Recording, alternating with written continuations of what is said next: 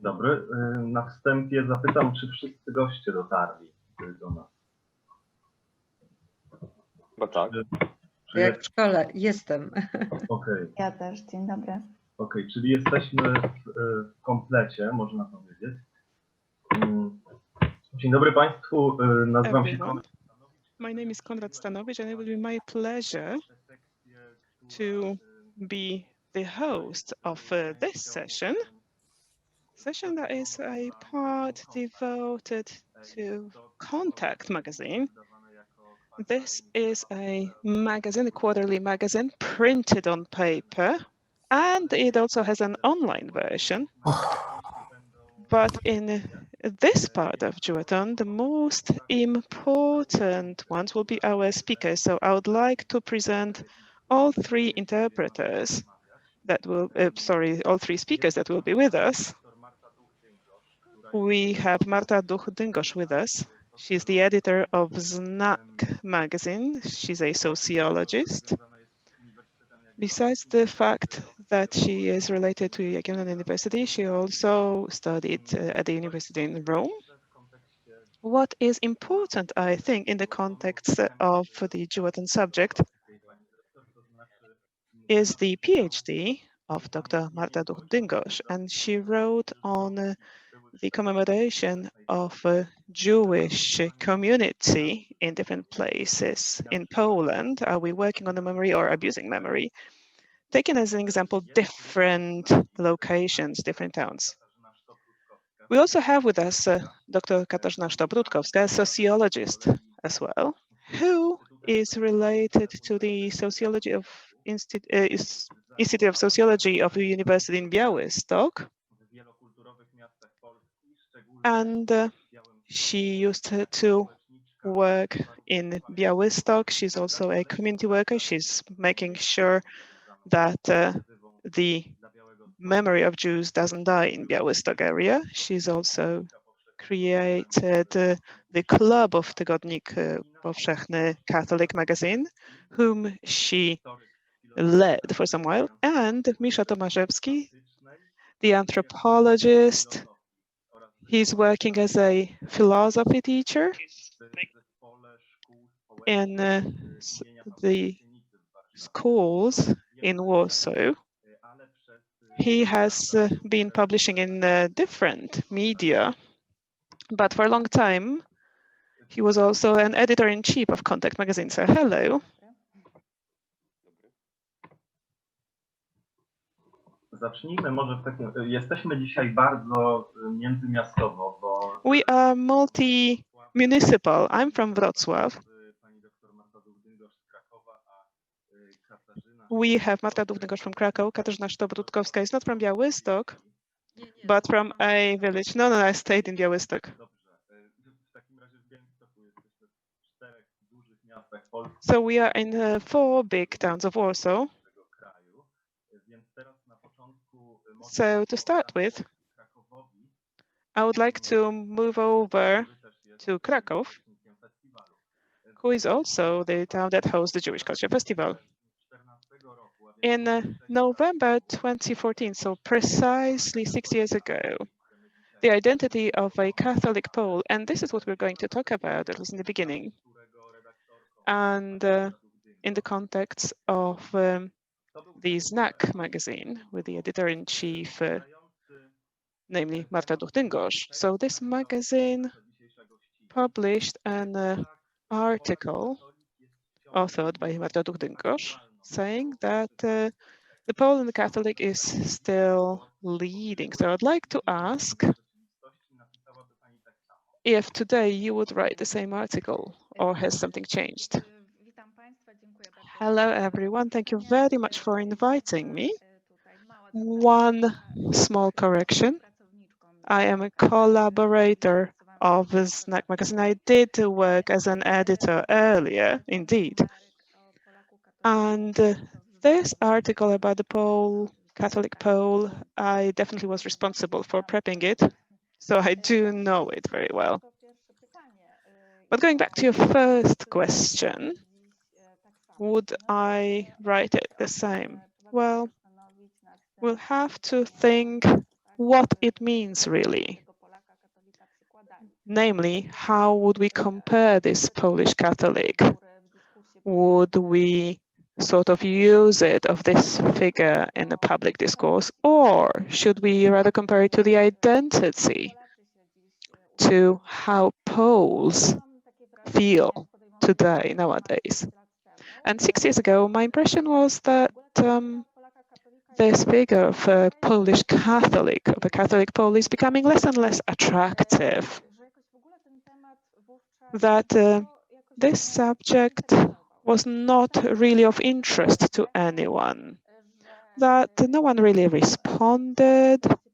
And in this text of mine, I wrote that this figure remains up to date and still opens a lot of subjects for discussion, especially when we're talking about the separation of the church from the state. And if we're talking about how we identify each other through our faith. And then the research that I quoted, dating back to 1995 and 2005, said that this Catholic faith was indicated as one of the few indicators of being Polish. However, it was not very exceptional. Unfortunately, there are some sound problems. There was a problem, but it's good now. Yes, very sorry. I've removed that problem.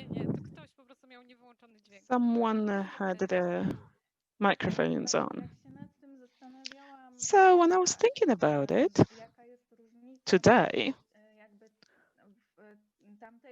namely, what is the difference between the situation back then versus today? And this figure back then didn't really bring about any emotions. Of course, intellectualists and publishers were considering thinking about it, and they were seeing the very strong presence of the church, and they were transferring that to the presence of the church and the Catholic faith on the identity of Polish society. However, it seems to me that people as such were not really interested in that. So it seems that we as a society stopped noticing the presence of church. So when I was thinking about it, there is a saying about this banal emotionalism, namely something that you don't really notice, that you don't really see.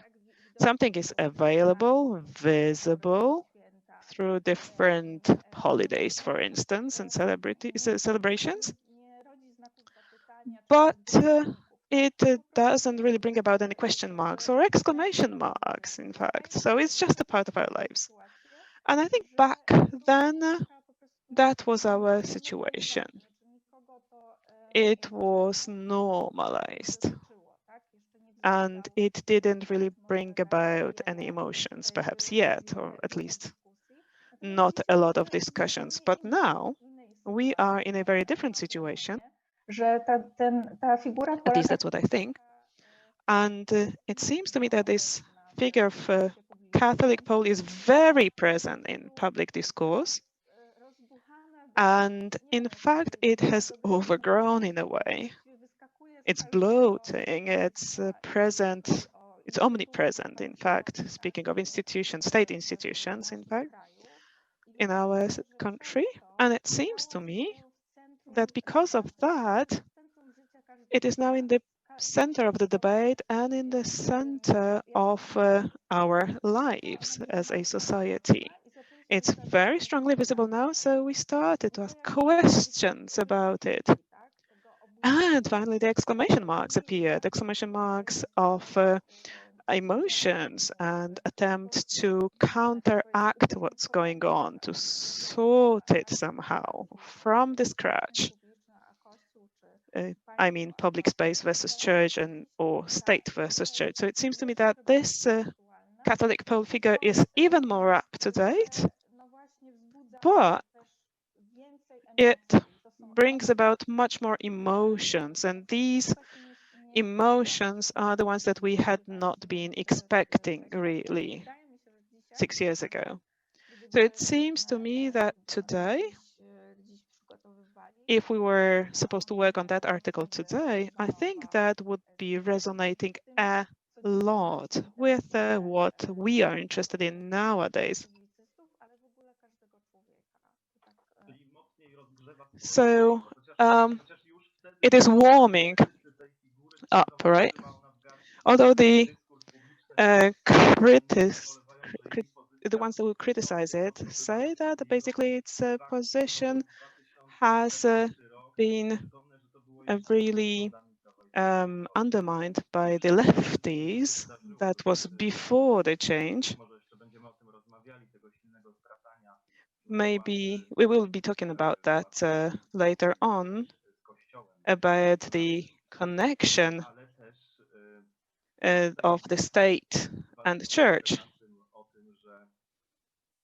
But we also mentioned in 2014 that the Catholic pole is basically dominating the public discourse, and it wasn't back then, but now it is dominating even more. It seems to me that it's not just a discourse, public discourse, but I have a feeling that we're having that Catholic pole entering our life, speaking of education or the situation of children. Dzieci szkolnych, ale no też tutaj kwestia wyroku, tak, Trybunału. For instance, the question of the decision of the Constitutional Tribunal, abortion, sexual education. There's a lot of these areas that are part of our everyday life. It's close to us. So if we see any changes, we see that it is touching us and we're starting to get interested. So as soon as we get interested, we see the processes that have been going on so far. What I think is, for instance, the silence around pedophiles in the church. It was present before, but now, because, yeah, I have my son seeing me now. Due to the fact that now we are interested in this subject, then it starts to resonate even more.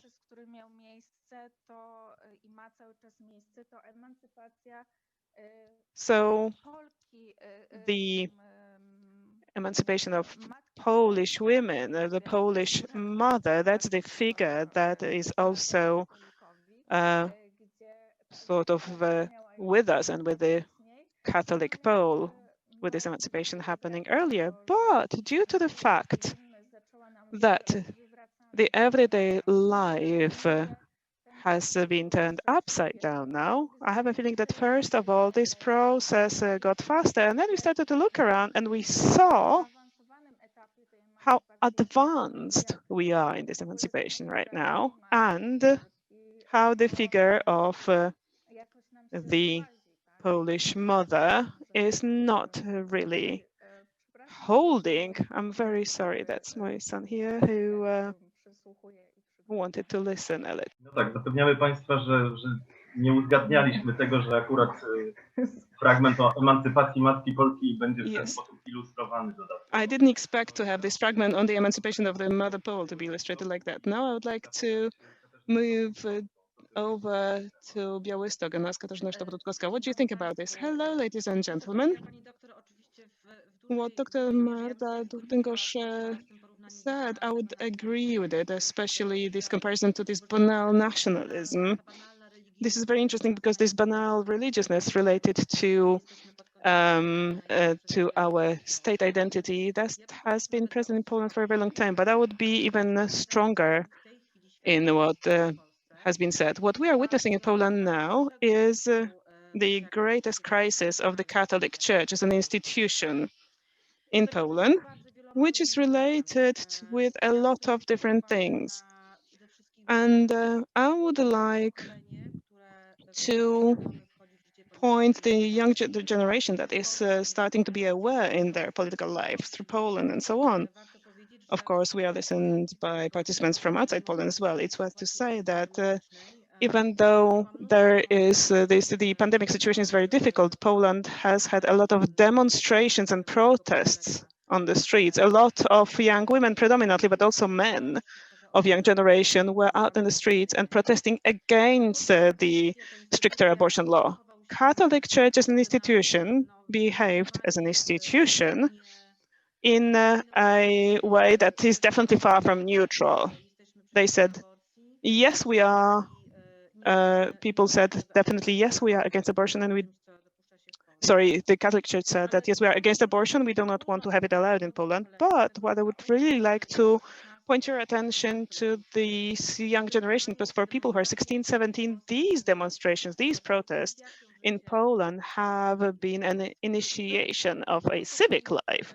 And this is the generation that, according to research, famous research of last year made in the USA, comparing different countries of Europe, then they said that this is the generation that is becoming lay the fastest. So this young generation is very different from the generation of 30, 40-year-olds who have been building democratic Poland and for whom this association, the connection between the state and the church was transparent, as the previous speaker said. That was this banal nationalism. That was something that was so obvious and so non-debatable, in fact.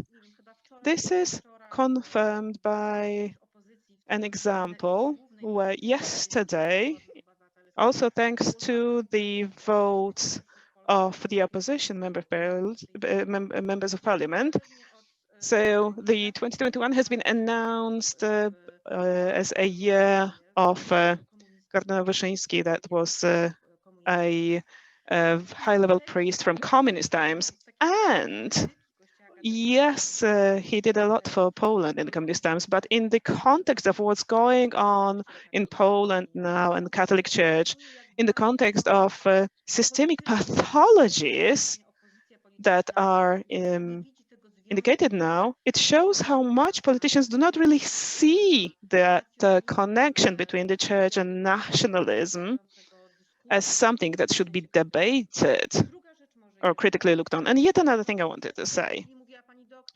Pedophilia has been mentioned already, and I think this has been growing. So I don't know if we'll be following the route of the USA or Ireland, but we are talking about pedophiles in Catholic Church more and more, and we're talking about the fact that the church systemically hides pedophiles, and this is much more important, in my opinion, than mentioning the cases of pedophiles and the reaction of the Vatican, which is very important for Poland, for the fact that this process of criticism moves on. But there's also a political change. What is very important is the presence of the leftist politicians and really leftist politicians. And I am aware that, for instance, people from the USA find it hard to understand because the situation is very different. So it's like Democrats from the left side that now entered our parliament for the first time. And that changed how this discourse is held. It changed how we are talking about the fact that the church and the state should be separated. So this finally happened officially in the political discourse.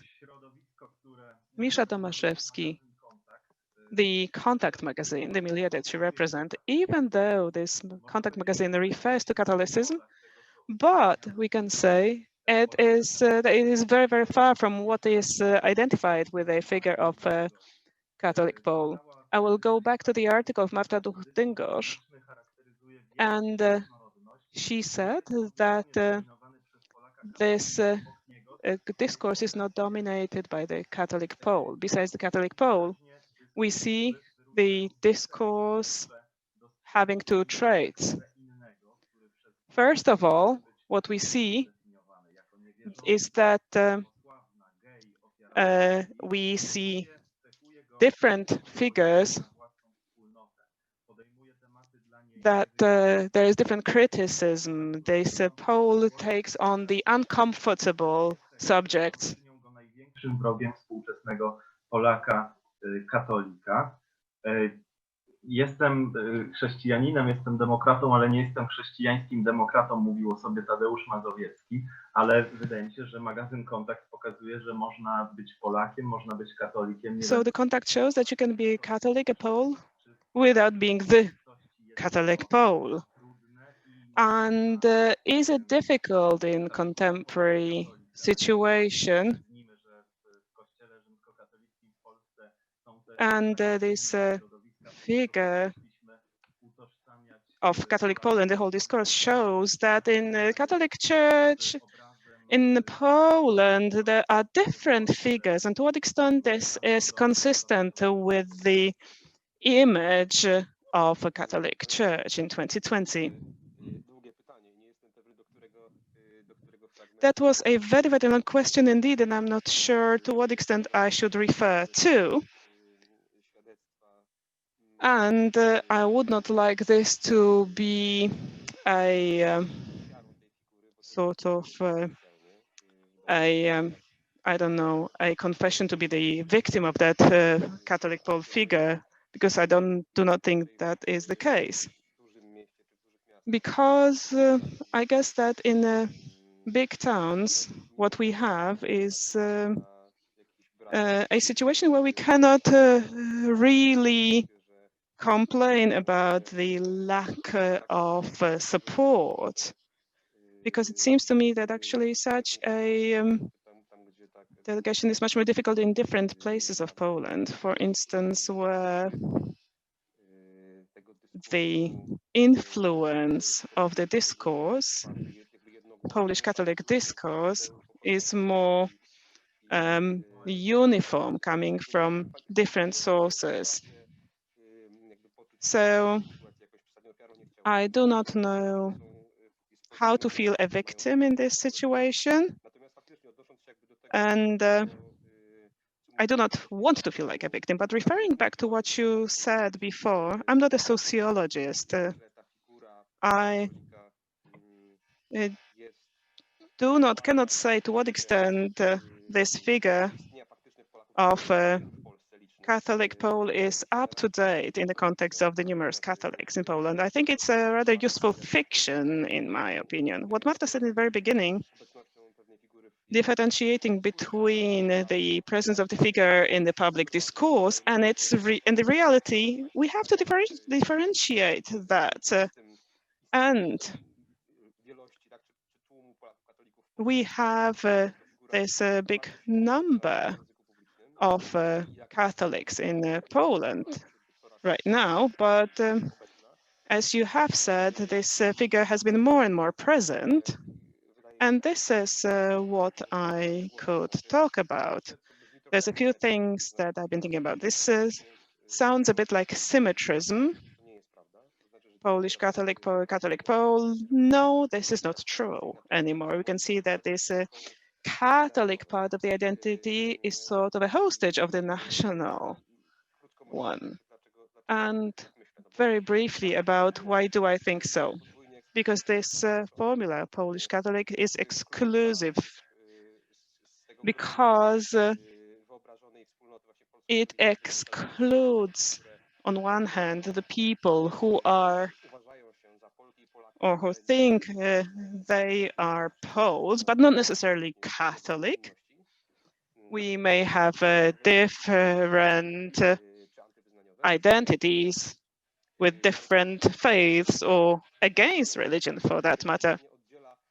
But it also clearly differentiates Catholic Poles from non-Catholic Poles, and this is another very, very interesting phenomenon,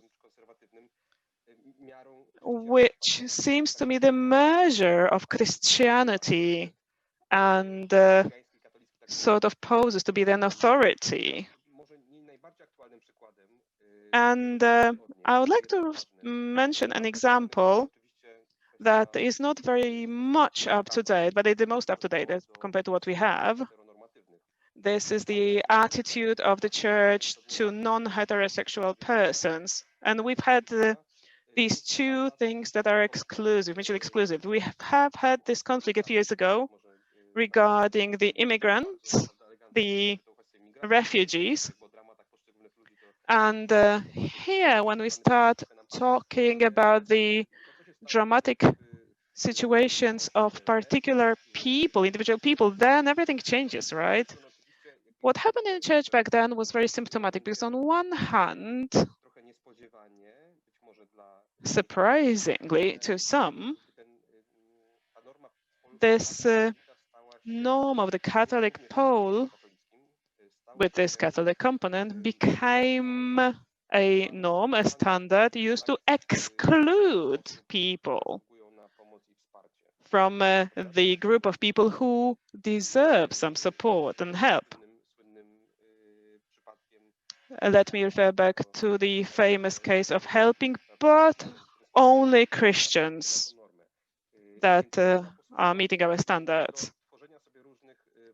So it was used, in fact, to create all these other, the aliens, namely minorities, be it religious minorities or cultural minorities.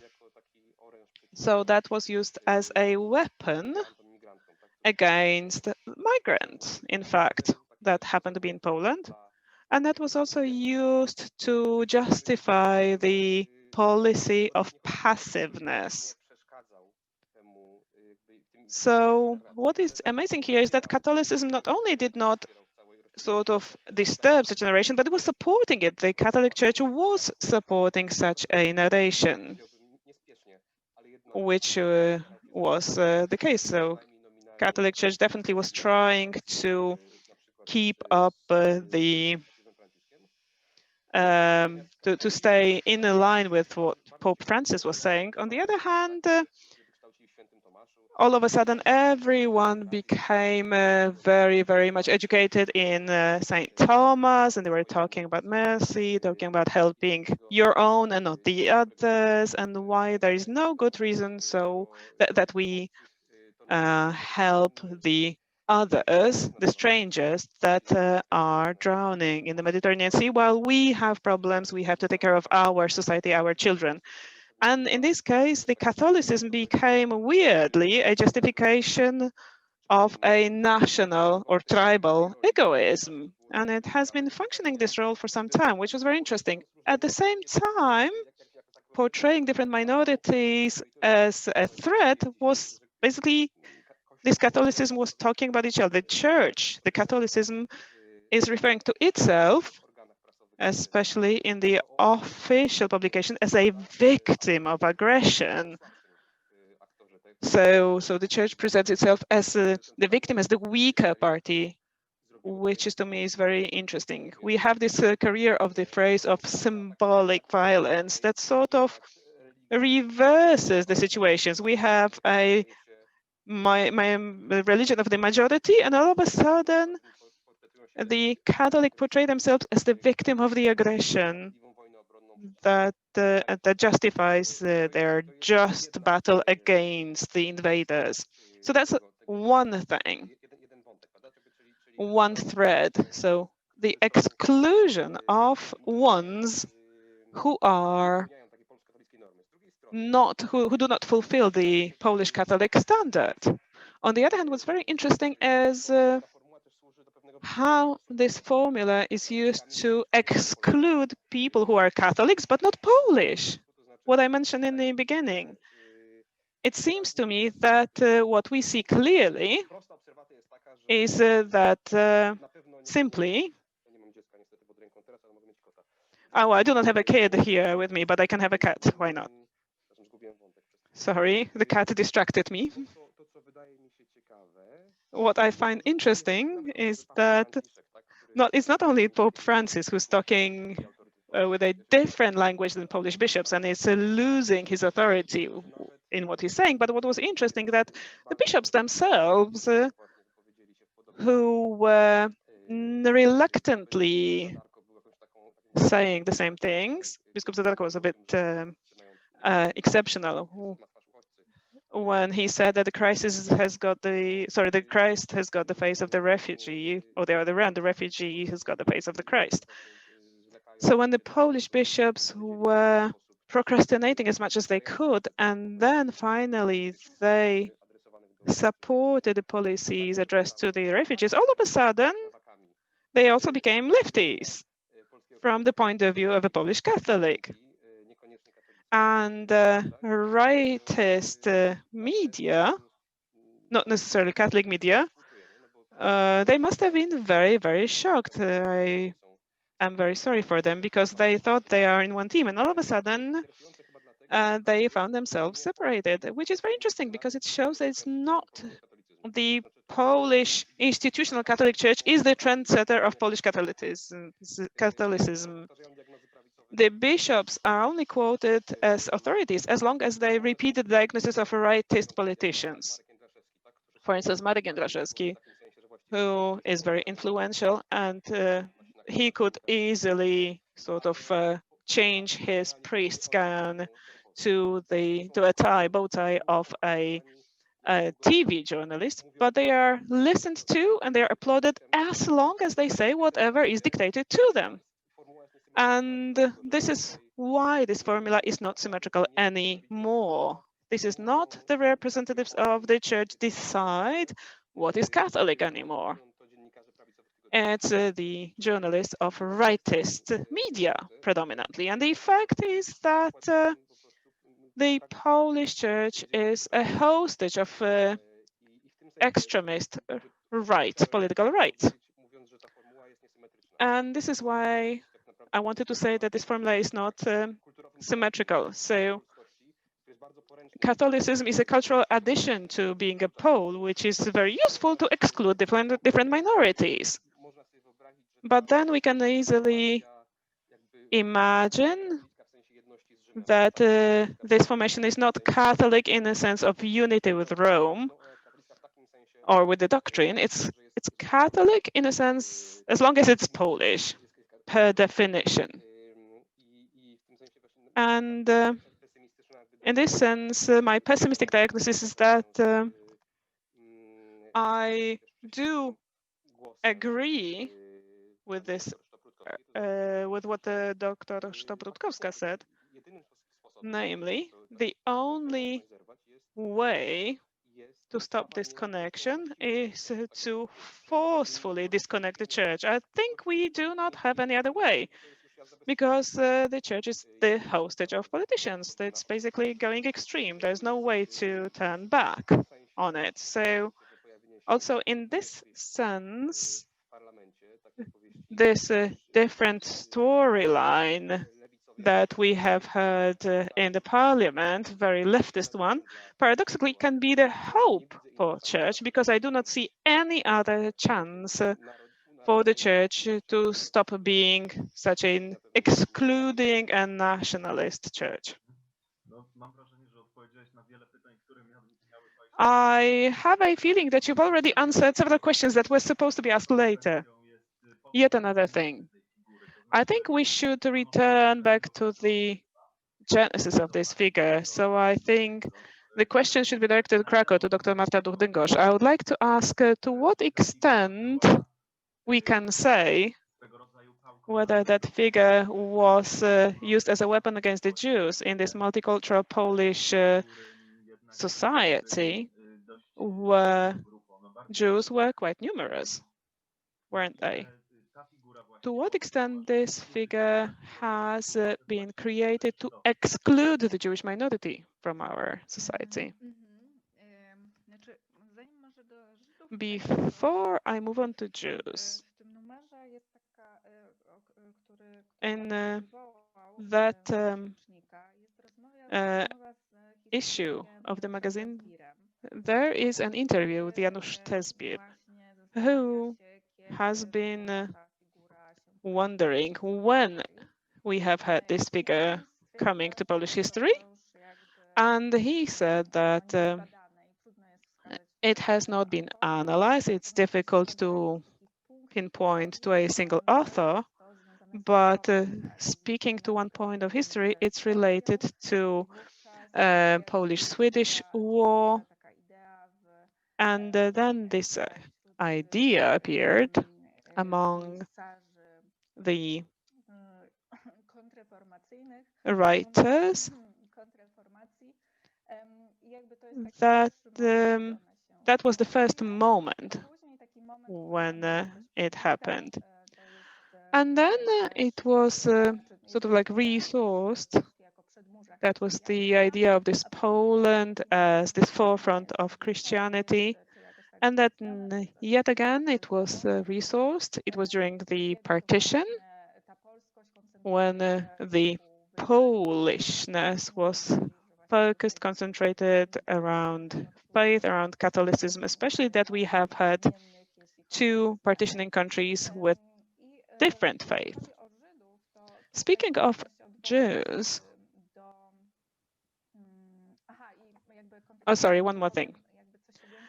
Let's say what was related to this figure of a Catholic Pole. First of all, we had this combination of the national identity with faith, but then we have also had this whole set related with Polish characteristic attitude, this feeling of pride of being a Pole, this conviction that we are the chosen ones, the ones that are the best, the ones that always are ahead of the facts, that defend against the strangers, the ones that prove to be the best regarding the contemporary life. And at the same time, this harm is cultivated, us being victims, the sense of us being threatened all the time, and referring back to this tragic history and these long breaks regarding the loss of independence. And there's a book I noted, quoted it somewhere, please. Okay, The Stranger as a Threat, the image of Jew in Poland from the 80s to right now. And she, the author, indicates a moment after Poland regained its independence, although it was still back during partitions when Roman Dmowski was becoming the leader, the political leader in Poland, first in the political discourse, obviously, speaking of Poland. And it shows how Roman Dmowski was the person who connected the anti-Judaism and this disdain, the bad feelings that was built on the grounds of religion. This aversion towards Jews became the joining element, the element that was supposed to build, connect. And he showed how being a Pole can be connected with religion, but also with ethnicity. So ethnic nationalisms were, of course, against the civic attitude. So again, indicating this threat coming from the Jews. Roman Dmowski used this element of mobilization, of creation of strong bonds, national ones, because it was a time of partitions. And then after Poland regained its independence in 1918, we had this ethnic nationalization, namely the moment when we had this intensification, concentrating only on this ethnic nationalism, which is an excluding nationalism, and that was very strongly visible in the attacks on Jews when we were regaining independence. This is not really mentioned frequently, but the information on that is still can be found when we look at the history of smaller towns, the shtetls that were inhabited by numerous Jewish minorities, where in different sources we see this 1918, and there's this information about the fact that the soldiers of General Haller entered a town and started robbing shops and killing people, of course, Jews of both genders. So these attacks have been happening. So the moment of Poland regaining its independence, that was a very important moment, a breakthrough in our history. At the same time, it is a moment where we are turning against others as the strangers, as the ones that are treated as a threat, as ones that are also indicated as the internal enemies, namely the ones who live with us, who walk the same ground, walk the same earth, use the same institutions, but at the same time are portrayed as ones who are a threat on different levels, be it religion, be it economy, be it morality.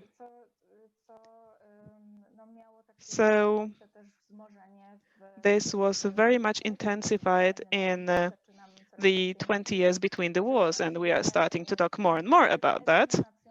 So this ethno-nationalization process was actually growing stronger and stronger in this period between the wars, where we excluded the Jews much more. So they were stigmatized, in fact, and different elements, different stereotypes that were present in the discourse happened back then, and they were sort of combining different contradictory elements. On the one hand, the traditional Jews were attacked, the ones that were very religious, and they were portrayed as a threat on the religious level, but at the same time, the Jews were attacked as ones who are communists, who are too lay, who introduce in an indirect way changes to our culture from inside, from within, killing this heritage, destroying this heritage, the Christian heritage that is the foundations of being Polish. So, there are various anti-Semitic clues that appear there. You can still see them today. They continue to be used against those who are not straight. And there are similar accusations that were used against immigrants, refugees, that is, people who needed help. So, yes, what you're hearing is a little bit chaotic. and it seems to be continuing all the time. But what Misha mentioned was providing help to others. Remember this immigrant and refugee crisis. What did we learn back then? What transpired is that not everybody is predisposed to be given assistance, or in other words, it turned out that some people simply do not deserve our assistance. And you could look at the shore through the same prism, that is,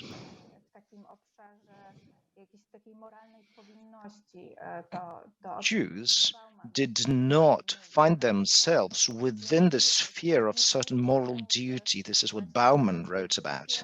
They were excluded from the group of people that need to be helped first and foremost, rather. So they were excluded from the group of people that are to be given help. Yes, there were other situations, that is, you had exceptions. There were people who would break out, break ranks, so to speak.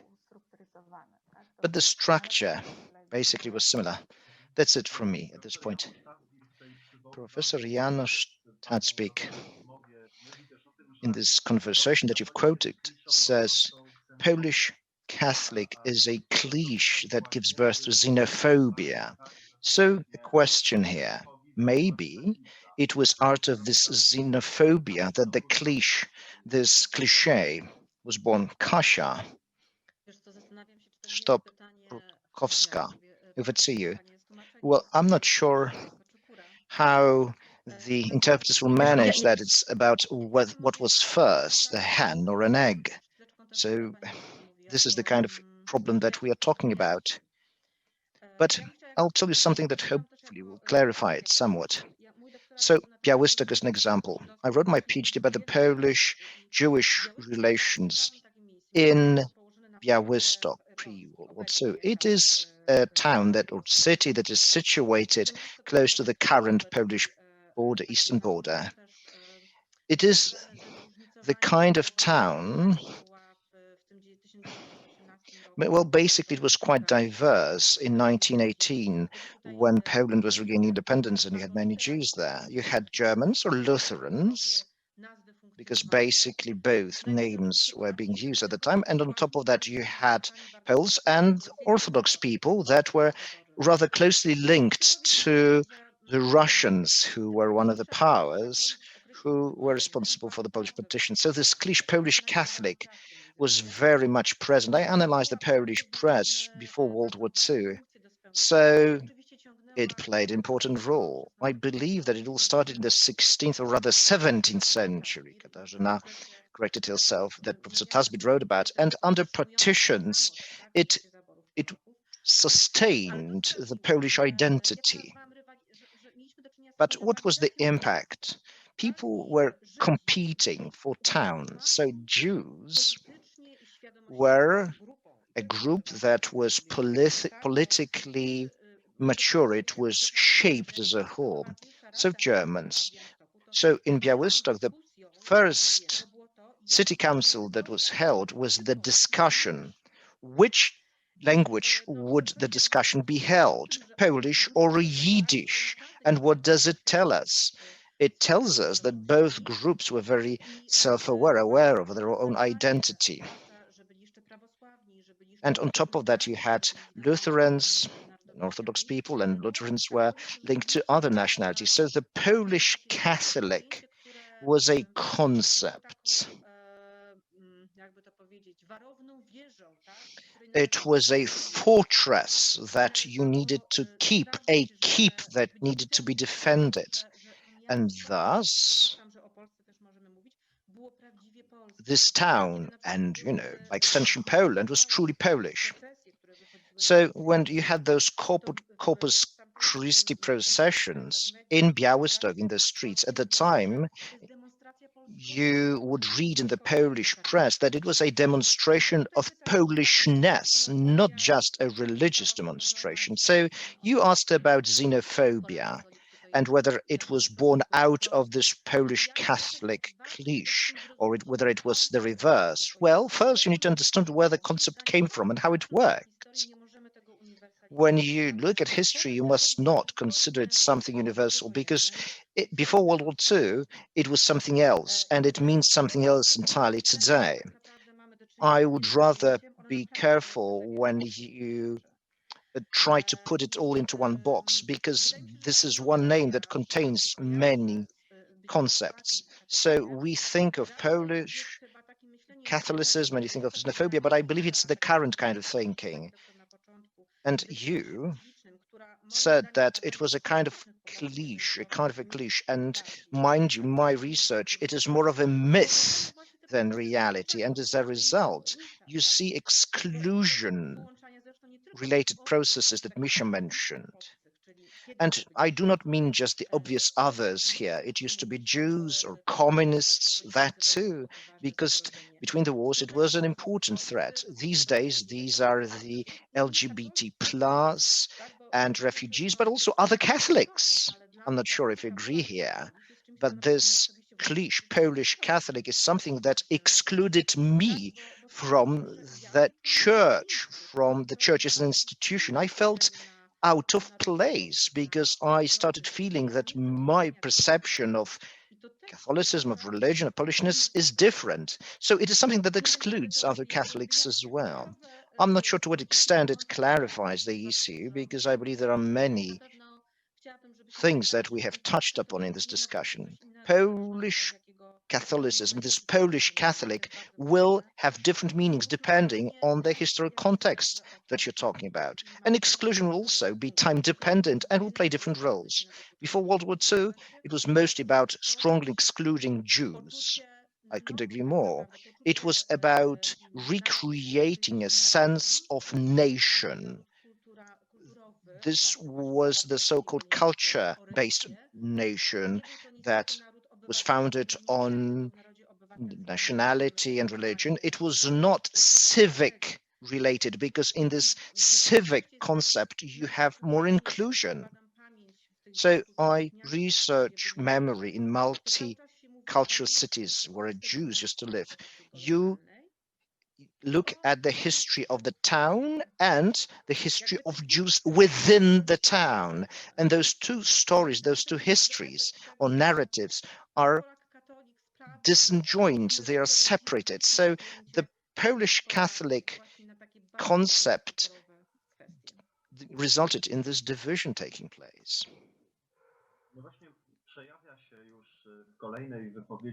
So yet again, what we're hearing is this current concept of the Polish Catholic person or a Polish Catholic. And some researchers asked about the Judaization of gay people, because it was basically about transferring the earliest form of stigmatization onto other social groups. The Catholic Catechism stipulates that gay people need to be approached with respect. And Pope Francis has recently said that homosexual people have a right to family. They are children of God. Nobody can be excluded from a family. Neither are you allowed to make somebody else's life unbearable. And we need to keep that in mind. So they are allowed to enter into civil unions, legally protected unions. However, from the Polish church, you are hearing something else. You are hearing about this LGBT ideology and some kind of a plague. So we hear that the duty of Catholics is reaching out to refugees and providing true, tangible help. Pope Francis even says that indifference towards refugees is a sin, not to mention exclusion, contempt and hate and dehumanization. The Pope also says that we need to venerate refugees because it is something that is very close to the figure of Christ. However, the current prime minister says, I believe, used to say that, those refugees should be shot at. So the Polish Catholic needs to have an enemy. When they don't have an enemy, they feel that they need to make an enemy, but it might collapse one day. So what we are dealing with is a case of schizophrenia, and a major one. Misha? Okay, I didn't expect that question because you suspended your voice there. You know what? So I've been thinking sooner or later it's going to collapse somehow. The process has already started as we are seeing it. It's just that this destruction could take different forms. One scenario might be more desirable, other scenarios less so. To follow up on what Katarzyna Sztop-Rutkowska said, I really agree that it's difficult to say what came first, because how humans' actions impacted discourse and vice versa.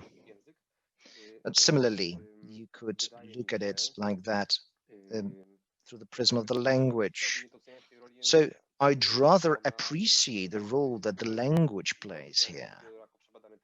And it is a subject that has been well researched, how a language shapes our identity, or rather our perception of the world. And it does matter.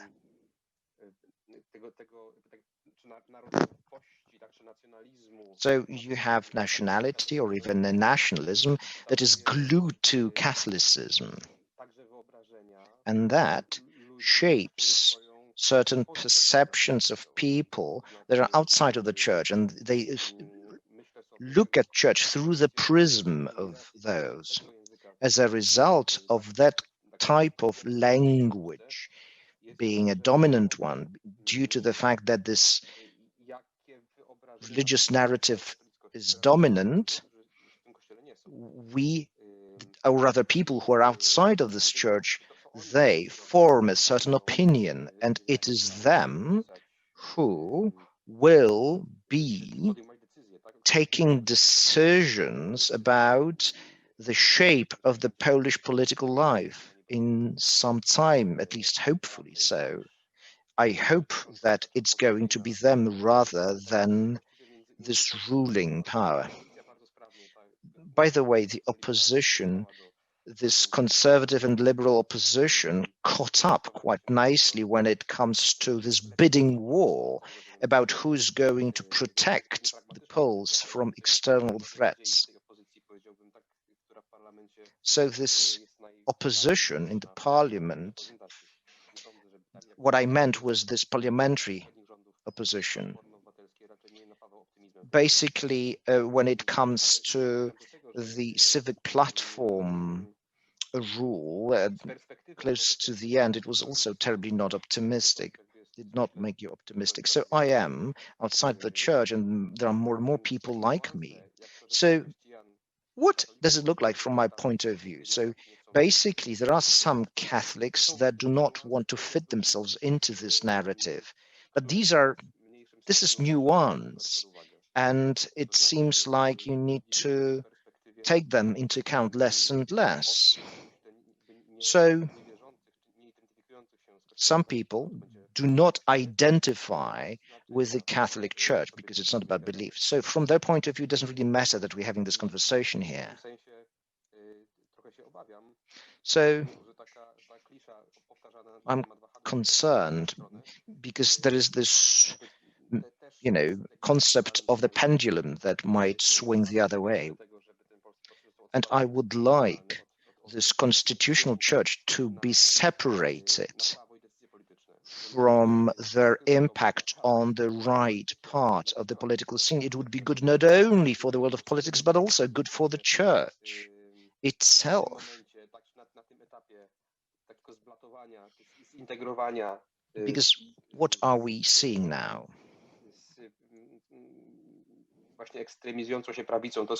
You have this right wing, and it is merging with the church. So these two need to be separated to bring the church closer to gospel. So hopefully one day the two will be separated. But there's another question that is out there.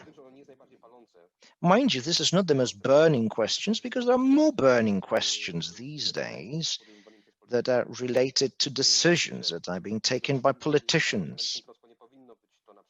So we should not be the most concerned about our role of Catholics or Christians in the future of this country.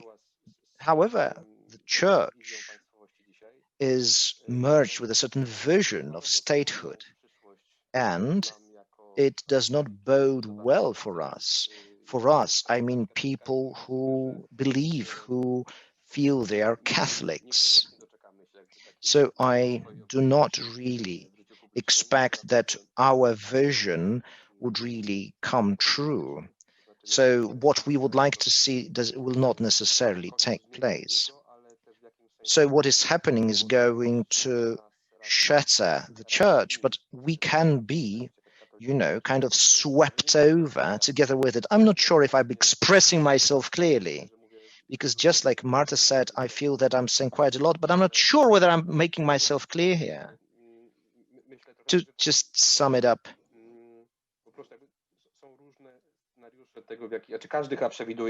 So any positive scenario assumes that there will be some kind of forceful separation of the church with the other parties. But yes, there is a scenario where it's not going to happen, but it is difficult actually to think about it, even not to mention discussing it, because that might mean some kind of extremization of the church itself.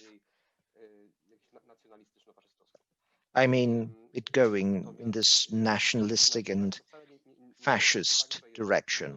Now, sticking to those scenarios. So the church has power and possessions, but if they are separated from it, it doesn't necessarily follow that it's going to end well for the Polish Catholics. That's basically my message here. Konrad, a question to you.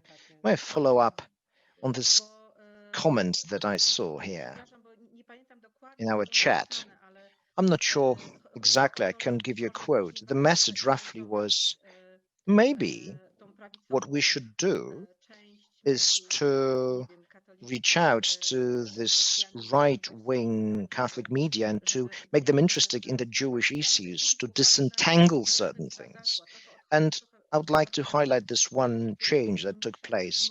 I will step away from what Misha said a moment ago, because yes, I could dwell on about that, but I would like to combine those images of the Polish Catholic and a Jew, because we are trying to combine these two images. So what caught me by surprise was, in recent years, in this Catholic Church linked to the right-wing media, by that I mean Father Rydzyk, Radio Maryja, this conservative religious radio station. So they became very much interested in the Jewish issues, and they, well, cult is not the right word, they started paying special attention to the righteous among nations. And this is quite an interesting shift. On the one hand, in the Catholic Church, Jews either were not discussed or they were described as our elder brothers in faith. And so what? I remember I organized this meeting,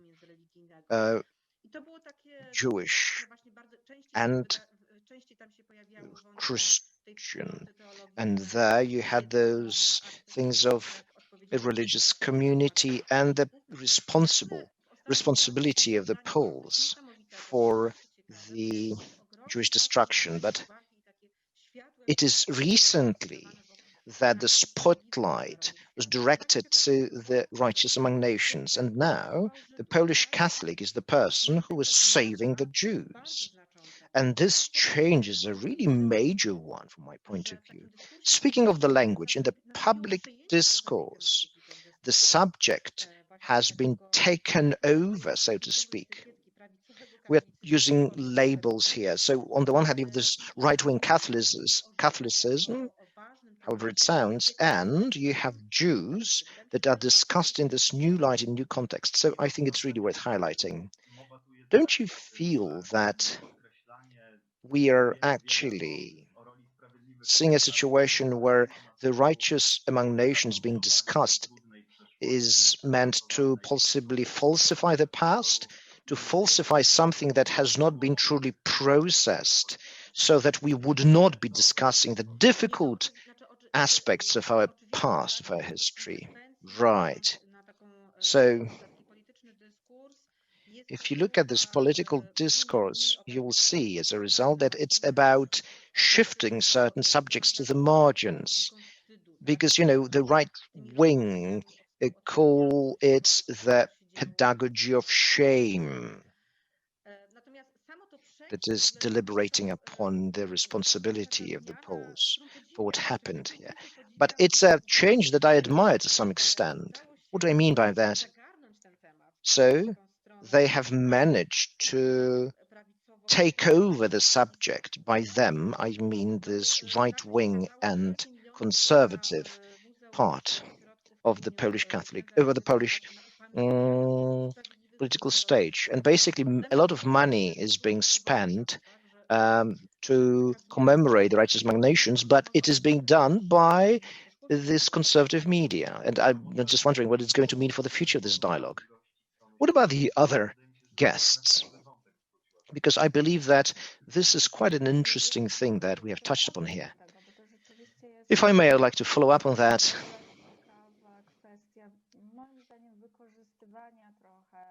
So it's about how the Jewish culture and history is being used to present or project a positive image of a certain group. So righteous among nations are one group, an important subject. That's, by all means, very much true. However, the subject had been raised before and had been very much present before.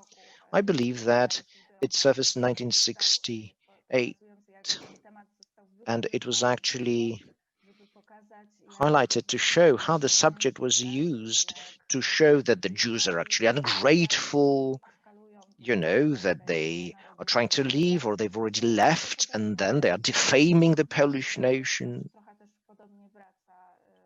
And now it is slowly beginning to return. But yes, there are various shades of that discussion. I mean, the discussion about the righteous among nations. However, the subject itself had been present for some time. It's only interesting that now it surfaced in the context of Father Rydzyk-related media and right-wing and conservative media.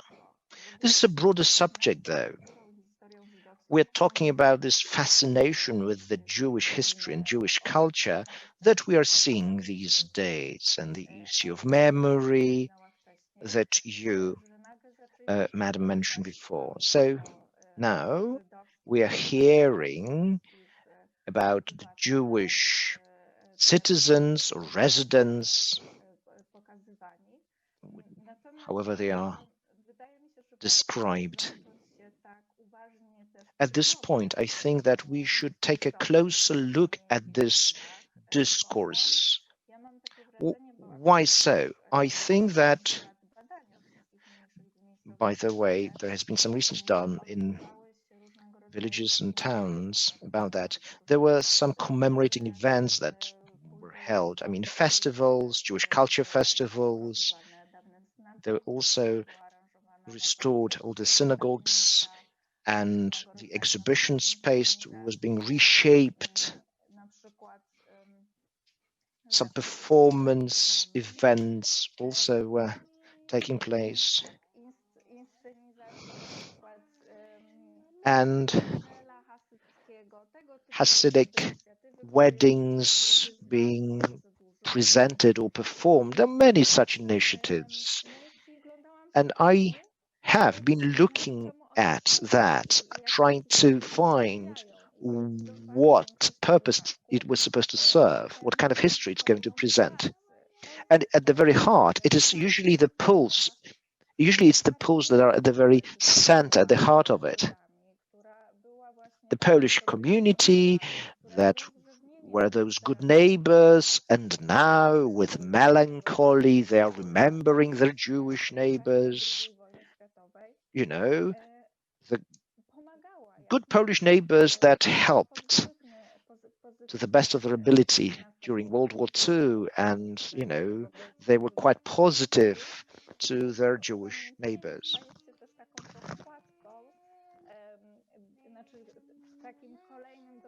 And yet another proof, the evidence, that was supposed to be then another evidence to the fact that we were a very tolerant nation, that we're open, and that this multiculti did function.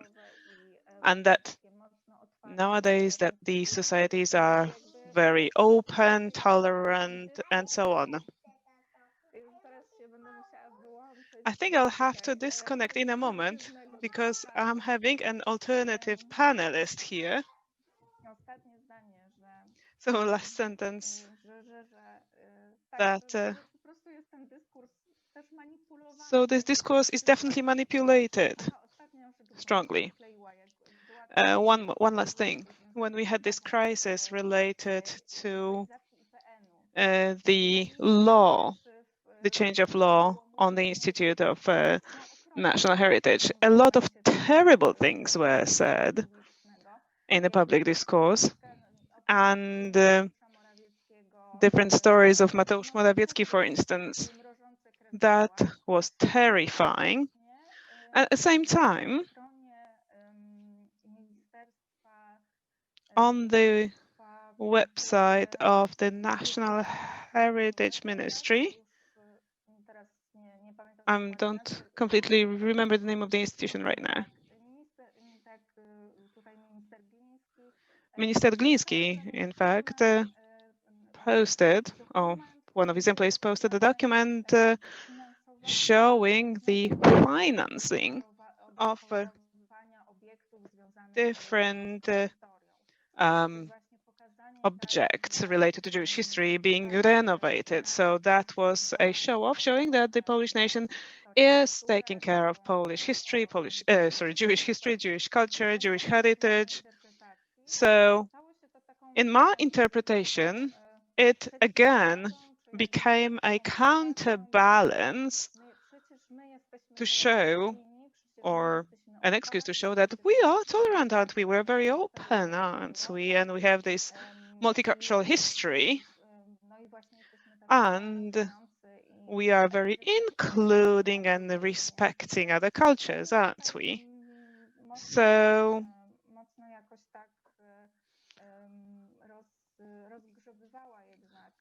I would definitely be willing to go deeper into this interest in Jewish history and culture. So I would see it more like serving a purpose to have a good opinion on us or Poles, be said. Can I interfere? I know it's Misha's turn now. Definitely, you can go ahead. So I will be very short, if I may. What we're talking about is a consequence of how we are thinking. Of course, I'm talking about official discourse and political actions. So we are still in the framework of Catholic pole. So we Catholics are the ones that are welcoming, including, commemorating. And as I said in my research on the memory, the greatest obstacle is to separate the history of Poles and Jews. So we, as Poles, Catholics, we are still perceived in the discourse as a separate whole. And the Jews who were actually citizens of the same country, who were serving in our army, who were serving in the Polish Bolshevik War, that is, for instance, the war that is a very important element of local history in Białystok. All of a sudden, we see that we have this Polish history that was not Polish, literally, because it was performed by the whole nations, the citizens of towns and nations, and sort of Jewish history. So that's very interesting. So, giving an example of this exclusive thinking, we as a nation in contemporary times, that has definitely consequences.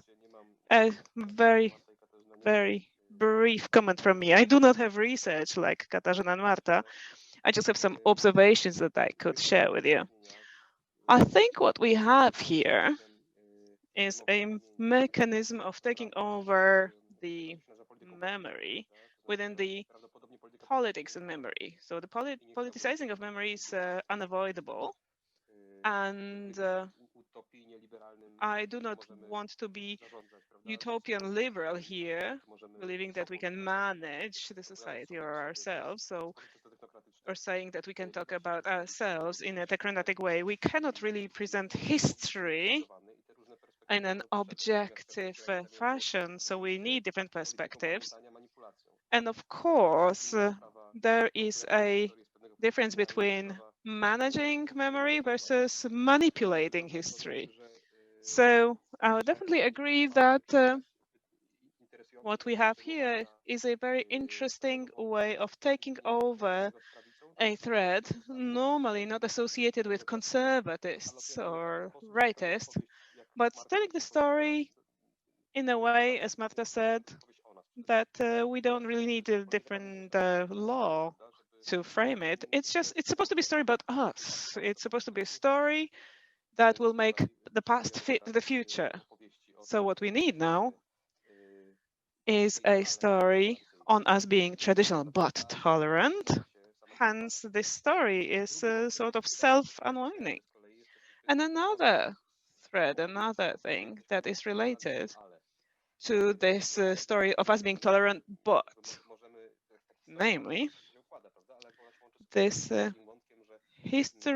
story is related to another thing, namely, of course, we're open to different differences, religious, cultural, sexual, probably, provided that they are willing to fit to our standards, religious, cultural, sexual.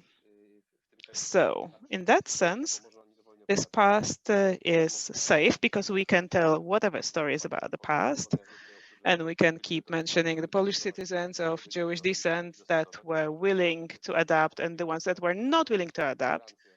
So this story will bind our tolerance and at the same time our acts of exclusion, because that was our response to infringement of the standard that we set. And I think this is what it looks like now. Of course, I don't want to pass very straight and simplistic bridges through history, because I'm sure there are other people who are much more competent in that. But I have a feeling that we are telling the same story again, that we are open, tolerant, can live in harmony, but they are aggressive. And they are violating our space. So we, in our identity, are threatened. So even if we seem that in Poland we still have got the majority, but in the scale of the world and Europe, the other party is dominating. That's why we are waging this aggression war, the war of aggression against minorities, which are minorities only in the narration, because women in Poland are not a minority, are we? In a sense, against minorities, against Polish Catholicism, based on I don't know what, maybe the bars that our politicians use. And in that sense, this story combines these two plots, two threads. On one hand, building this self-righteousness and being very happy about each other, and justifying being against the ones that we don't like or want. Now I would like to tell our audience that, of course, you cannot ask questions to our guests. So you please use the chat, both on Zoom or Facebook or wherever you're listening to us. But let us go back to one more thing, because I have a feeling that a Catholic Pole is definitely very much separated from the Vatican. A month ago, we have celebrated the 50th anniversary of a Nostradata declaration that was a breakthrough moment in the history of church. If in any area we can talk about the change in the teaching by 180 degrees, then the Nostradata declaration was such a thing, because from the church that was blaming the Jews for a lot of things, all of a sudden we woke up in a church that is reaching out to Jews, and that is talking about the sin of anti-Semitism. And my question is, what should we do so that the change up there, that can be very big, is also popular down here? Namely, what to do to introduce that change into the society. It cannot be only the change up there in the church. No, I think Misha should be speaking as a first. No, please. Seriously, with such a question? Anyway, as an introduction, although I would like to go back to the previous subject briefly, because it was present in the beginning of the question, but and I won't be very exceptional in this thing, but I find the association between Jewish communists and the nationalists now, both terms play a similar role, and this anti-Semitism very much present in our society still, I guess, is something that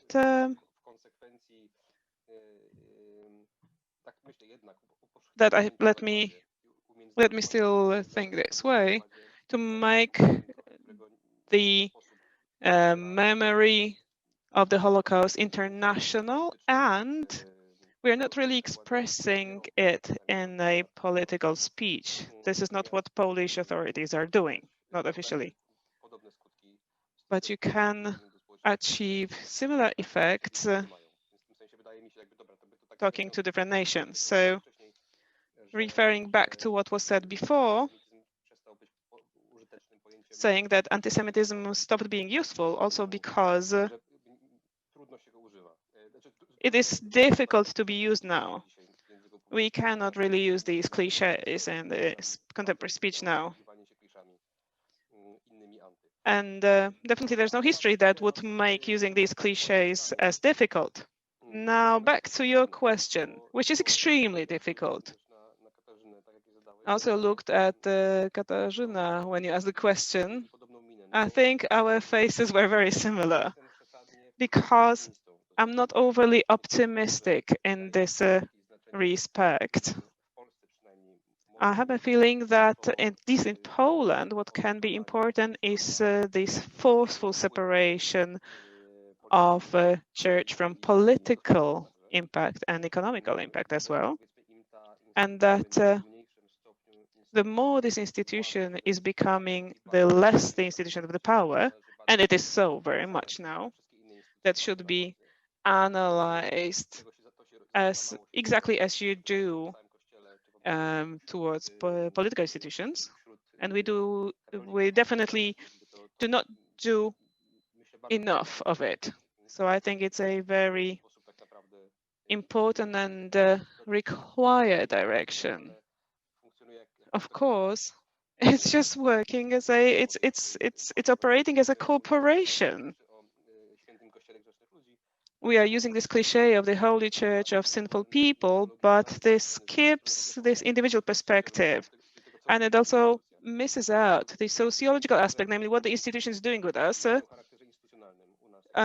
So it seems to me that in our society, it will be more and more difficult to see evil in the institution that will be closer to authority. I'm not sure if I'm clear about it, because I think that the evil in the church is not because we have bad bishops, but if we found ourselves in a similar position, we would be very similar. I'm not trying to say that this or that bishop is bad, but it's how about the institution is producing bad people, institutionalizing them and making them indifferent against the different evil.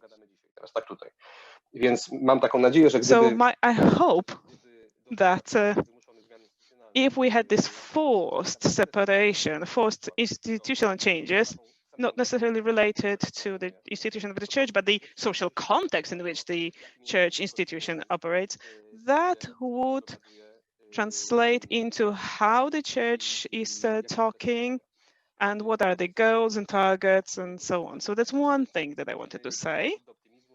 So if there's any reason to be optimistic, is hoping to have someone who will come over and send prosecutors against the bishops and so on.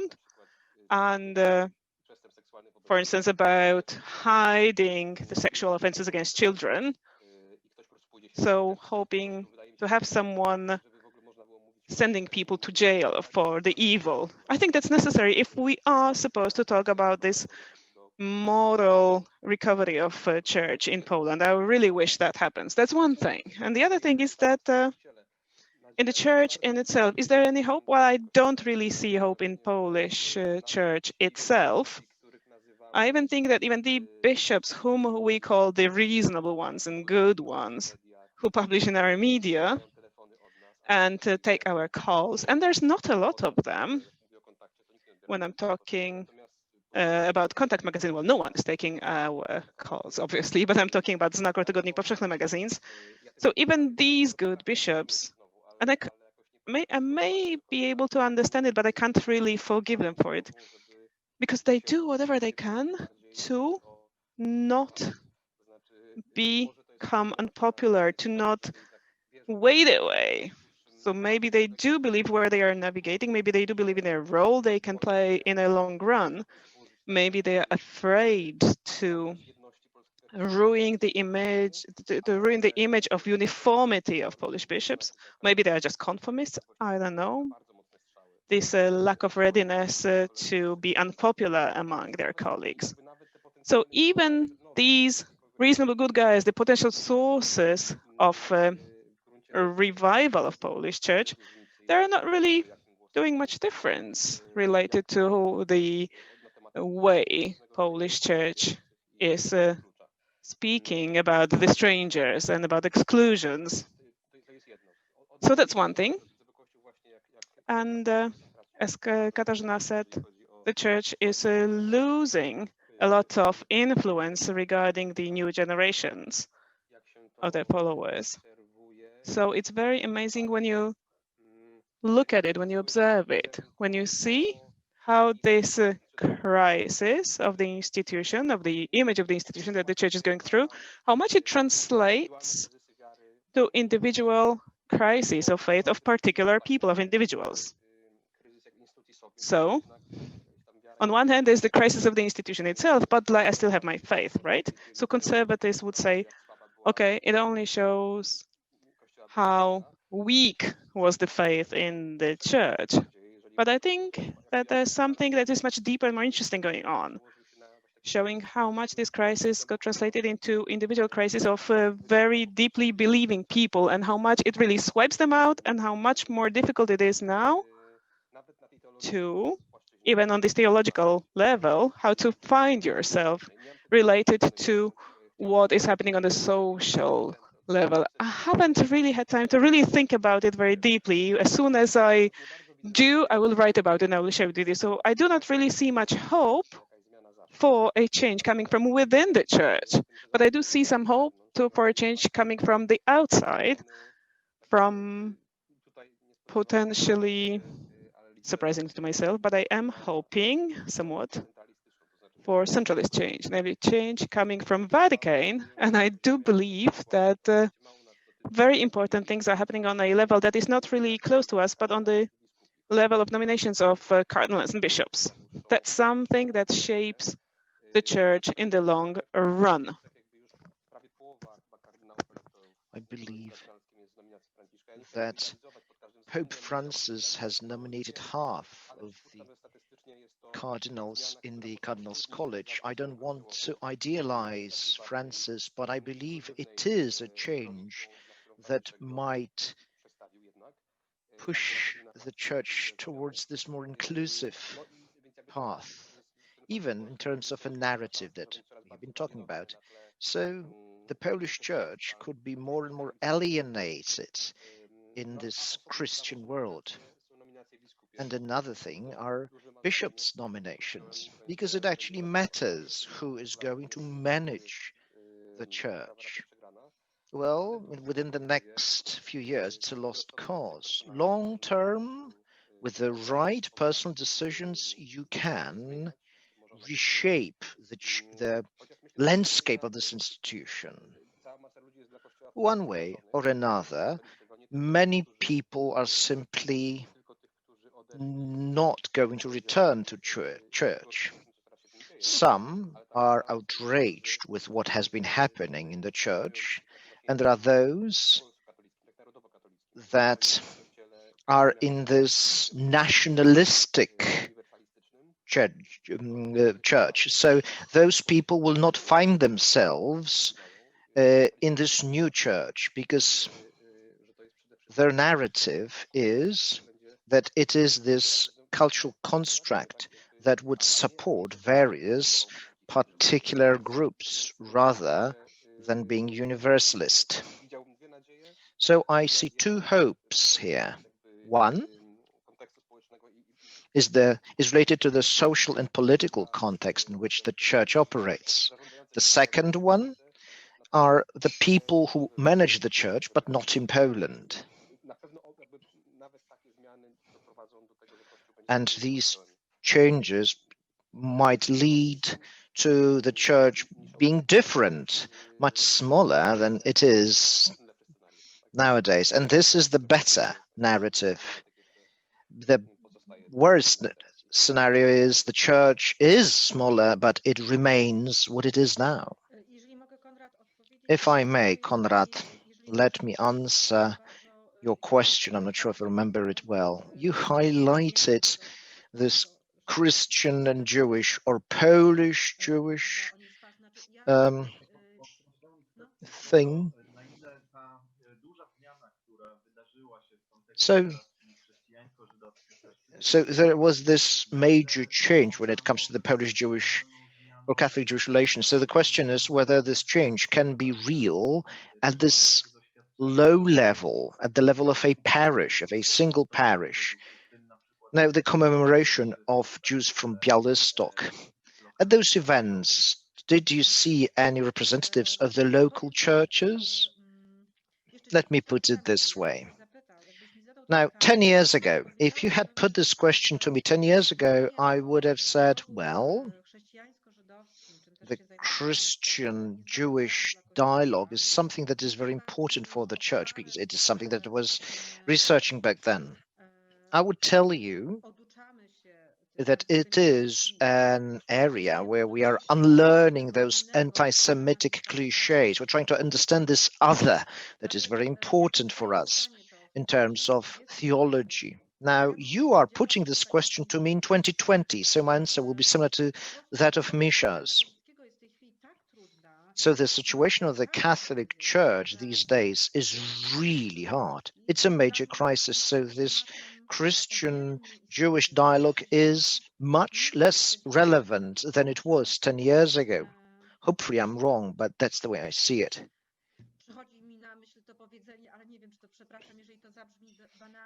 It might sound banal, what I'm going to say, but there is this saying, you know, that you should not you should focus on the really important things rather than somewhat less important things. We are looking at a house that is about to collapse. And first, we need to put our house in order and start with restoring the foundations. And once we've done that, can we actually return back to the subject? So I researched this Christian Jewish dialogue in Białystok, in Michałów. It was actually interreligious, so Islam was involved as well. It was quite something back then. The room was packed. Hundreds of people would come, and it was a new thing to many of them. They would say, wow, it is really important for me. Now, if we were to organize this meeting now in 2020, even if we remove the pandemic from the equation, the interest would be much different. History's pace has really picked up in the Catholic Church, so the situation is really completely different. You, Konrad and Misha, you mentioned those institutional churches. So these bishops will leave, but who's going to come in? Tygodnik Powszechny Weekly wrote about what is happening to clerics, and well, it's bad. It's going to be as bad as it is, or even worse. So clerics, those future priests, intellectually speaking, they represent, well, they are not knowledgeable, and they are probably not terribly knowledgeable when it comes to those Jewish issues. So it is not very likely that change will really occur, because no, my hope is for the lay people, I don't see any hope in the clergy, because this identity is that of a corporation. The Catholic Church is a corporation, it's a system of power. Sociologically speaking, you can see all those mechanisms that you see in church, in groups that hold power. I do not think that anybody is going to break the ranks. Why? Because it would be bad for themselves, because the personal cost would be too high. And even if you see one or two such people, it's not going to change the system itself. To be honest, I don't know what the future will bring. There was this equality march in Białystok, quite a famous march. So I was there. At the time, I was still a Catholic, and I was there because I was a Catholic, and I was supporting my neighbors, LGBT plus people. I supported them in their fight, and I was. People basically threw stones at me next to my own cathedral by my own brothers and sisters. This is when I decided to leave. I decided I couldn't stay, and I wrote a letter to Pope Francis that has been raised here. I translated a letter which was a letter calling to aggression, and I have not got any response from the Vatican, so I don't see any major changes going on there. So the way I see things, well, a lot of things need to collapse, to be shattered before you can build something new. I continue to believe that the Holy Spirit will manage. However, in this human world, I believe that the institution cannot be saved. That's how I see it. And this is the first time that I'm saying it publicly. Congratulations. Thank you. Marta Dubindosz?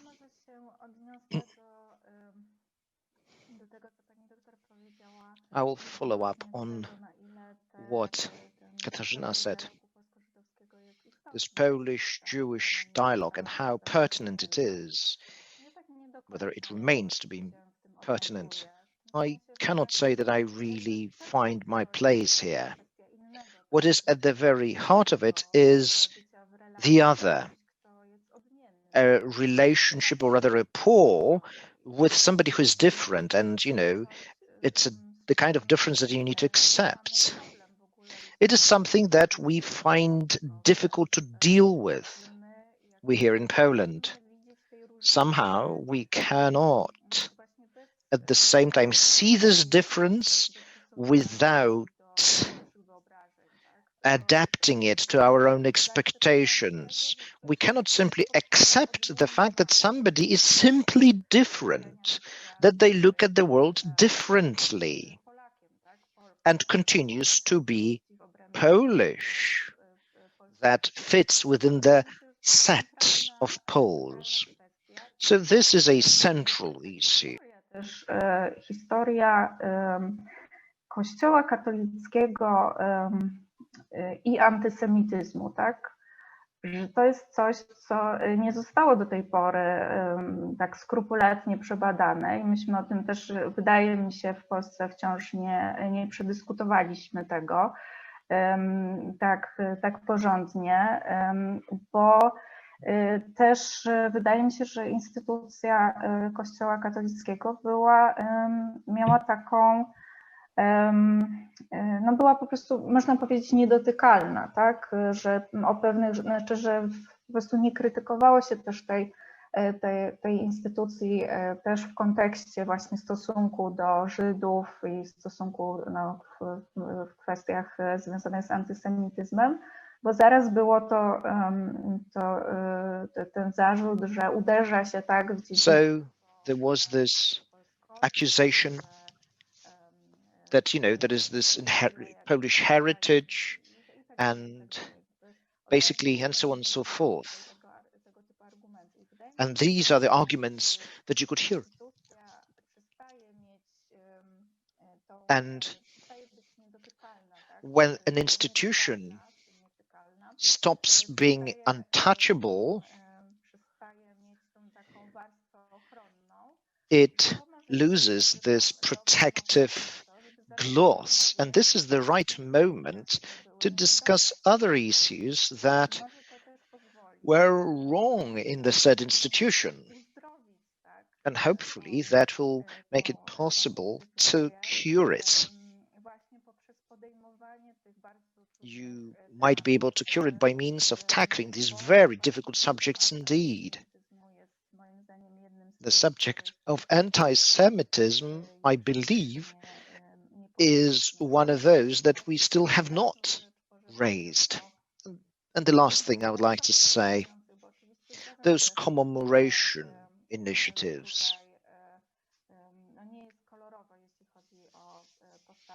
Things are not looking great here, especially when it comes to what single priests, or including parish priests, think, say, and do. However, there are some interesting single individuals that try to act.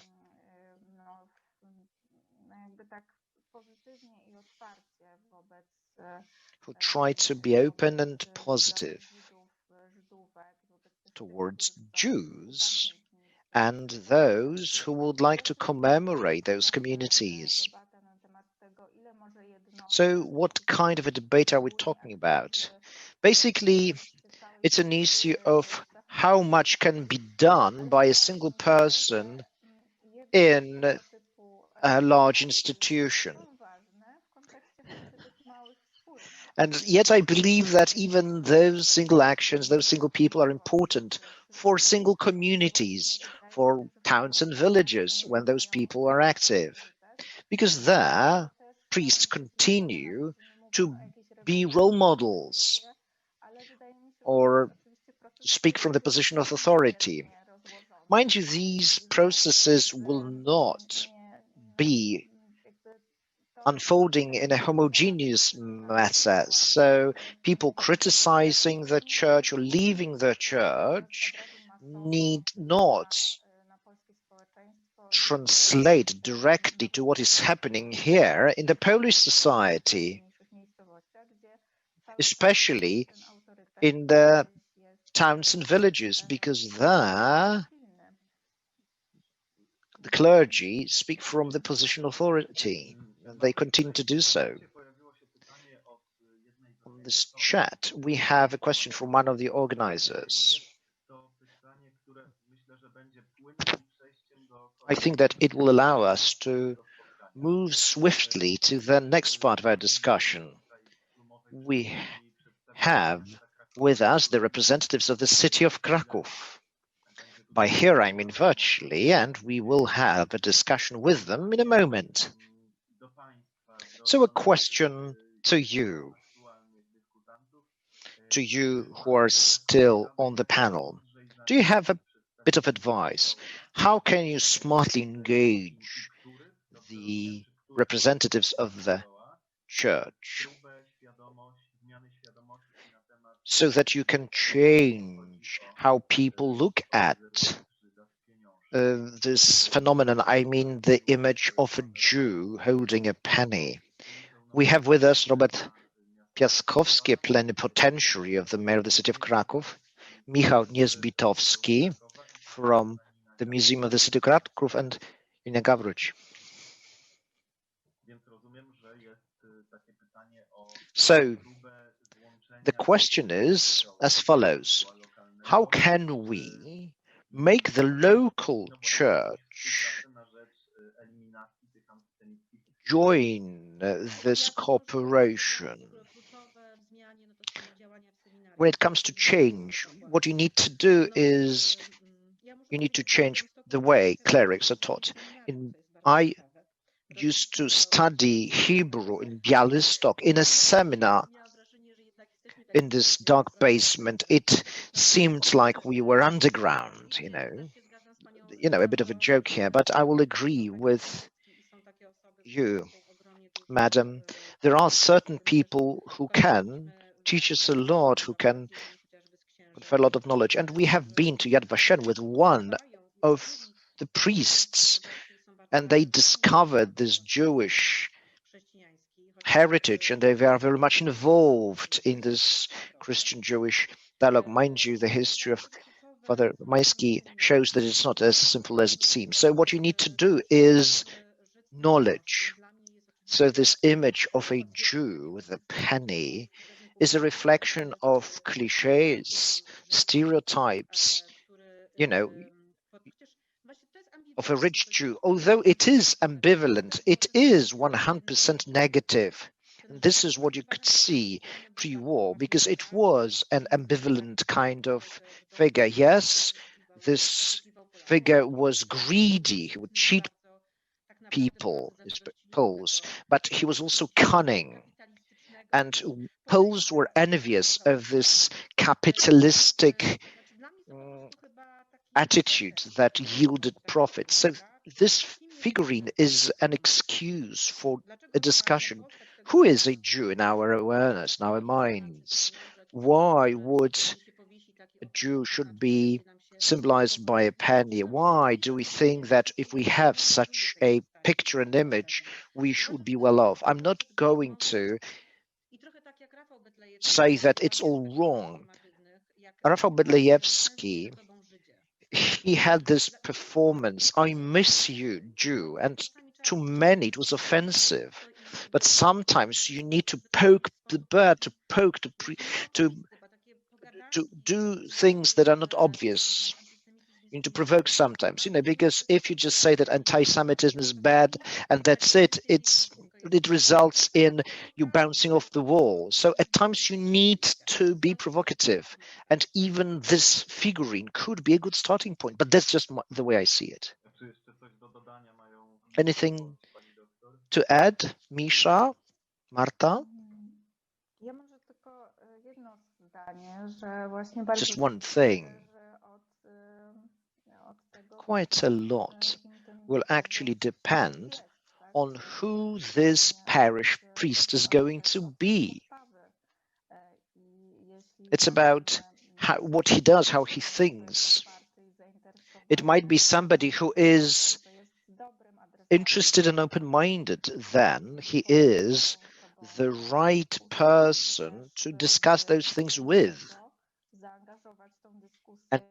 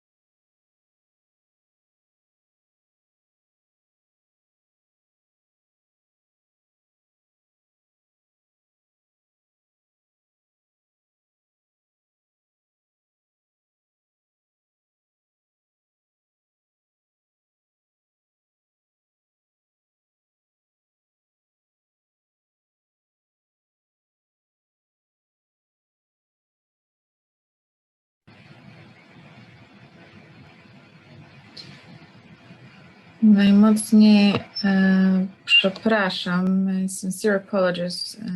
For some reason the whole meeting went down. Dobry. Dzień dobry. We are happy to have you. Chyba mieliśmy jeszcze panią, jedną panelistkę, która miała coś nam dodać, ale nie widzę jej. Ja chciałem dodać, że wyrzuciło mnie z tego pokoju i... Wszystkich nas wyrzuciło. Mnie też wyrzuciło właśnie. Tak, tak. We were all ejected from the meeting and we are now back. Czyli została nam tylko jakaś puenta, rozumiem. Tak, myślę, że tak. Ponieważ teraz nie mamy tłumaczenia jeszcze. Ale to co muszę zrobić?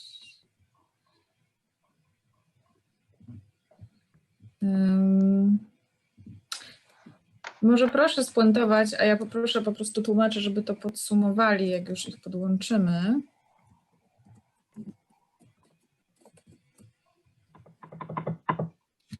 Nie wiem, chyba Marty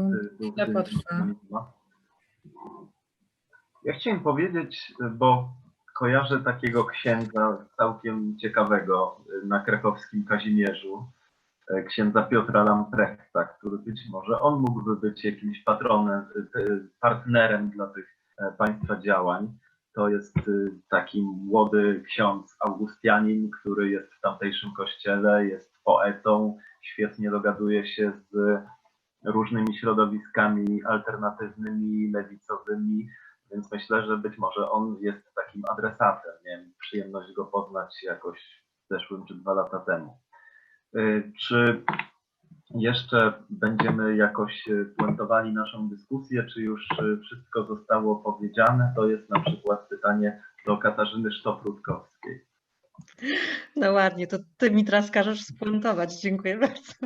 Znaczy ja bym tylko powiedziała, bo od tego zaczęliśmy, że figura Polaka katolika, tak jak moim zdaniem była dosyć funkcjonalna w XVII wieku, w czasie zaborów, tak wydaje mi się, że od czasów międzywojennych jednak daje więcej negatywnych konsekwencji niż pozytywnych. Wydaje mi się, że ona funkcjonuje też bardzo silnie w takim dyskursie publicznym, jednak cały czas, ale w takiej wersji obronnej.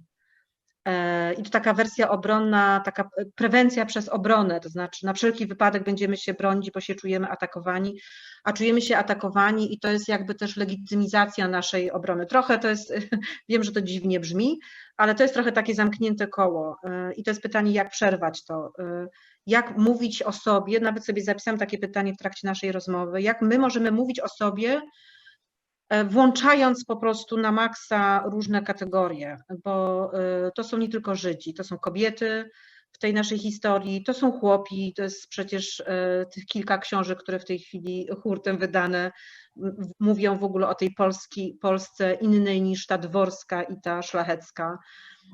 Także jesteśmy chyba w bardzo ciekawych czasach pod tym względem żyjemy, bo to są czasy pisania na nowo i opowiadanie tej historii też sobie, tak? Bo my przede wszystkim sobie opowiadamy też tą historię i myślę, że cały czas ta obecność Żydów, figura Żyda, historia Żydów jest po prostu absolutnie niezbędną częścią tej historii, tak? To są tak nierozerwalne więzy, że nie da się tego rozdzielić. Nowego opowiadania historii, ale też budowania nowej teraźniejszości. Myślę, że społeczeństwo staje się coraz bardziej spluralizowane, coraz mniej jednorodne. To społeczeństwo, które w tym momencie zaczyna się rodzić, może być za niedługo bardzo inne i ta figura Polaka katolika może być całkowicie już z niego wyrugowana. Ostatnio zacząłem się zastanawiać pod wpływem tych różnych doniesień o kolejnych apostazjach, czy na przykład też innym trendzie konwersję na protestantyzm wśród katolików i katoliczek, jak na przykład może wyglądać to nasza struktura społeczna, jeśli chodzi o wyznawaną religię bądź brak jakiejkolwiek wyznawanej religii, nawet w takiej nieodległej przyszłości za 20-30 lat i to jest pytanie otwarte, ale myślę, że będziemy też mieli do czynienia z różnymi ciekawymi przeobrażeniami. Jest jeszcze z nami Misza, prawda? I może też chciałby coś tytułem puenty dodać. Te konwersje, o których mówisz na protestantyzm, też może są jakimś takim, są dobrą wiadomością, bo świadczą o tym, że są ludzie, którzy chcą pozostać chrześcijanami, tak nie będąc polskimi katolikami, najoględniej mówiąc.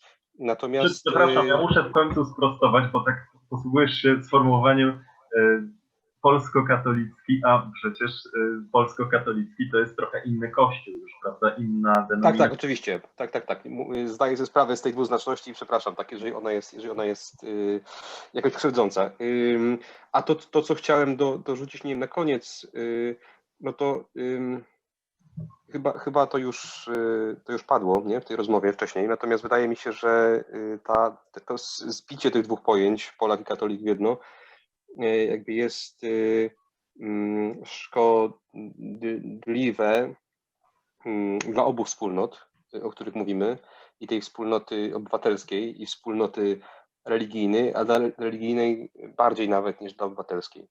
Więc wydaje mi się, że jakaś taka, czy od tego, czy się uda z tym uporać tak naprawdę,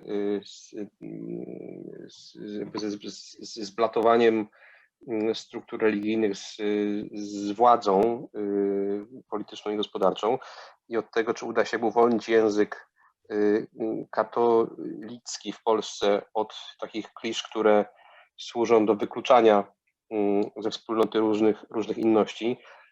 No, zależy także to, czy polski Kościół katolicki, teraz chyba dobrze, jakby nie skończy w krótkim stosunkowo czasie jako właśnie rodzaj takiej nacjonalistycznej sekty, w której ten katolicyzm jest tylko dodatkiem do różnych innych wyznaczników, które jakby definiują tożsamość członków tej grupy. Więc to naprawdę jakby to jest, myślę, że sprawa, z której stoi na ostrzu noża. I te odejścia, o których powiedziałeś, są też rodzajem ostrzeżenia. To znaczy, bo odchodzą właśnie ci, którzy się w tej normie nie mieszczą, nie chcą mieścić. I prawdopodobnie nie dlatego, że nie czują się już wcale katolikami i katoliczkami, ale nie czują się polskimi katolikami i katoliczkami. Ja to rozumiem, znaczy jakby trudno bardzo jest się identyfikować z katolicyzmem, a jednocześnie funkcjonować w obrębie takiego katolickiego kościoła, który jest, tak działa jak ten polski w tej chwili. Więc no ciekawe. Takiego jak z jakiegoś niby humorystycznego, a jednak smutnego obrazka, którego bohater mówił, że wierzy, że jest katolikiem, ale bez tych wszystkich chrześcijańskich bredni. Dobra, to kończymy. Dziękuję bardzo. Naszymi gośćmi była dr Marta Duldyngosz, której już teraz z nami nie ma, bo nie wróciła po tym wyrzuceniu nas przypadkowym. Była też z nami Katarzyna Sztop-Rutkowska i Misza Tomaszewski. Dziękujemy bardzo. Dzięki. Do zobaczenia. Do zobaczenia. I przekazujemy głos już kolejnej sekcji. Tak? Urząd Miasta Krakowa. Dzień dobry. Dzień dobry.